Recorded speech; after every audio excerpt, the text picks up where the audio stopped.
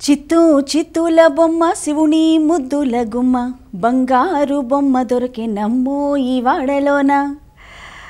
ప్రేక్షకులందరికీ బతుకమ్మ పండుగ శుభాకాంక్షలతో తెలంగాణ పల్లెపల్లెల్లో బతుకమ్మ సంబరాలు అత్యంత ఉత్సాహంగా జరుగుతున్నాయి. రంగురంగుల పూలతో అత్యంత సుందరంగా బతుకమ్మలను పేర్చి తెలంగాణ ఆడబిడ్డలు సాంప్రదాయ దుస్తుల్లో గౌరమ్మను కొలుస్తున్నారు.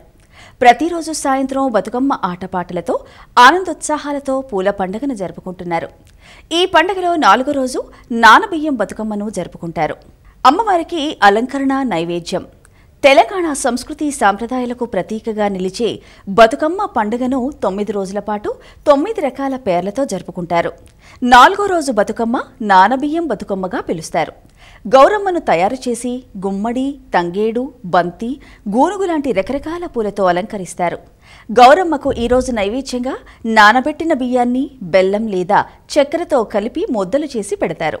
బతుకమ్మ విశిష్టత. నానబియ్యం బతుకమ్మ అనే పేరు ఎలా వచ్చిందంటే, రాక్షస సంహారం కోసం దుర్గమ్మ 9 రోజుల పాటు పోరాడి ఆకలితో అలసిపోయి ఉంటుందనే భావనతో భక్తులంతా 4వ రోజున నానబెట్టిన బియ్యంతో చేసిన నైవేద్యాలు సమర్పిస్తారు. నానబియ్యం బతుకమ్మ విశిష్టత ఏమిటంటే, వర్షాకాలం ముగిసిన తర్వాత కొత్త వరి పంట పొలాల్లో తళుకులు విరజిమ్ముతూ ఉంటుంది. ఆ వరి బియ్యాన్ని నానబెట్టి దేవికి నైవేద్యంగా సమర్పించడం ద్వారా పంటల సమృద్ధి, ఆహార సంపదకు కృతజ్ఞతను తెలియజేస్తారు. అంటే ప్రకృతికి కృతజ్ఞత చెప్తున్నట్లు. నానబెట్టిన బియ్యం శుద్ధి, పవిత్రతకు ప్రతీక. ఈరోజు నానబియ్యంతో సద్దులు తయారు చేసి అమ్మవారికి నైవేద్యం పెట్టడం విశిష్టం. ఇది సాదాసీదా ఆహారంతో తృప్తినిచ్చేదిగా ఉంటుంది. అలాగే పేద ధనిక వర్గాల సమానత్వాన్ని కూడా సూచిస్తుంది.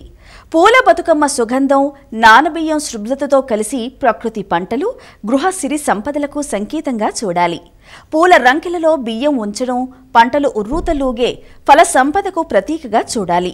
మొత్తంగా నానబియ్యం బతుకమ్మలో పంటల పుష్కలతను గౌరవిస్తూ కుటుంబం, ప్రకృతి శ్రేయస్సు కోసం జరిపే పవిత్రమైన ఆచారమే నానబియ్యం బతుకమ్మ విశిష్టత.